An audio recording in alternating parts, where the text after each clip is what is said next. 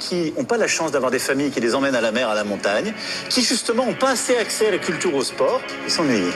À l'époque, quand je m'ennuyais, je prenais un stylo, j'allais faire mes devoirs de l'école. Je n'agressais pas les pompiers avec des jets de mortier ou des bombes agricoles. À l'époque, quand je m'ennuyais, je montais dans ma chambre et j'allumais la console. Je n'insultais pas mes voisins qui taffaient dur en allant cramer leur bagnole. À l'époque, quand je m'ennuyais, on allait chercher du bois, on construisait des cabanes. On regardait les matchs de Zidane, on n'allait pas dépouiller des vieilles dames. À l'époque, quand je m'ennuyais, je faisais des longues parties de foot avec mes voisins. J'allais pas me filmer en cassant des vitrines et en allant piller les magasins. Presque 1 milliard d'euros de dégradation. Et c'est toi et moi qui allons les payer.